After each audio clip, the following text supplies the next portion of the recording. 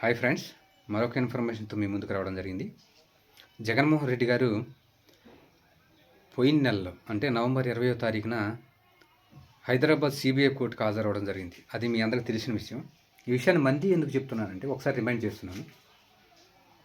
ఆ రోజు అతనికి వచ్చిన ప్రజాదరణ మరి కొంతమంది వివిధ రాష్ట్రాల నుంచి అంటే ఆంధ్రప్రదేశ్ నుంచి రప్పించారని, బస్సుల్లో పెట్టి రప్పించారని అంటున్నారు. సరే, ఇదంతా సెకండరీ అయితే ఆ రోజు జరిగిన కోర్టు విషయంలో అరగంట కోర్టులో ఉన్నారు. తర్వాత లోటస్ పాండ్కి వెళ్ళారు.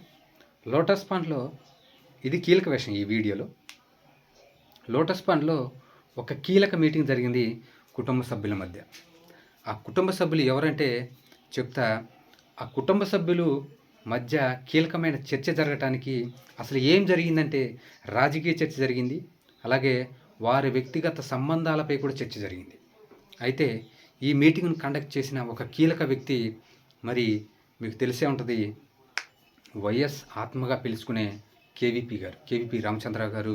అలాగే మరి జగన్మోహన్ రెడ్డి గారికి ప్రభుత్వంలో ముఖ్య అనుచరులు, వరుసకు బాబాయ్ అయిన వైవి సుబ్బారెడ్డి గారు. వీరిద్దరూ మరియు జగన్మోహన్ రెడ్డి గారిని, మరి షర్మిల గారిని, బ్రదర్ అనిల్ కుమార్ గారిని, అలాగే విజయమ్మ గారిని కూర్చోబెట్టి వీళ్ళు విజయమ్మ గారు, వైవి సుబ్బారెడ్డి గారు, కేవీపీ గారు ఇనిషియేటివ్గా తీసుకొని వీరి మధ్య ఉన్న సంబంధ బాంధవ్యాలను పునర్వైభవం చేయాలని, ఖచ్చితంగా వారి యొక్క రాజకీయానికి ఇబ్బందులు లేకుండా, వ్యక్తిగత విషయాలు కూడా ఇబ్బంది లేకుండా వీరిని కూర్చోబెట్టి కొన్ని కీలక చర్చలు చేయడం జరిగింది. ఆ రోజు ఈ కీలక చర్చల్లో జగన్మోహన్ రెడ్డి గారు, షర్మిల గారు ఒక కీలక నిర్ణయానికి కూడా వచ్చారని మనకు సమాచారం అందింది. అది ఏ నిర్ణయానికి వచ్చారంటే, ఈరోజు కొన్ని ఆస్తుల మధ్య గొడవలు వారి మధ్య రక్త సంబంధానికి కూడా మరి కొన్ని విభేదాలను సృష్టించే విధంగా తయారైనవి. ఈ లోకంలో ఇప్పుడు కొంతమంది, చాలామంది అంటే 100 మందిలో 90 మంది కూడా ఆస్తులు ఉంటేనే మేము మంచిగా ఉంటాం, మా మధ్య క్యాష్ అనే బంధం ఇది పెరిగిపోతుంది. మరి ఇది ఏ పరిస్థితులకు దారితీస్తుందో మరి రాబోయే రోజుల్లో తెలియదు. కానీ జగన్మోహన్ రెడ్డి గారి మధ్య, మరి షర్మిల గారి మధ్య ఇది వారి సంబంధాలను దెబ్బతీసింది. అయితే రాజకీయంగాను కూడా దెబ్బతీసింది. దీని విషయం ఎందుకు చెప్తున్నానంటే, ఆ రోజు ఒక కీలక నిర్ణయానికి జగన్మోహన్ రెడ్డి గారు, మరి విజయమ్మ గారు, షర్మిల గారు రావడం జరిగింది.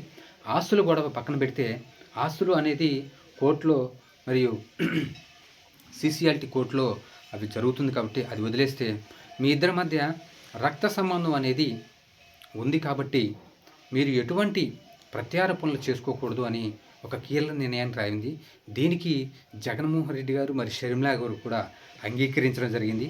అందుకే మీరు ఒక దాదాపు నవంబర్ 20 తర్వాత ఈ 10 రోజుల నుంచి చూస్తే, అంటే జగన్మోహన్ రెడ్డి గారు కోర్టుకు వచ్చిన తర్వాత చూస్తే, ఆ కీలక మీటింగ్ అయిన తర్వాత వారు వ్యక్తిగతంగా షర్మిల గారు మరి జగన్మోహన్ రెడ్డి గారి మీద ఆరోపణలు చేయట్లేదు.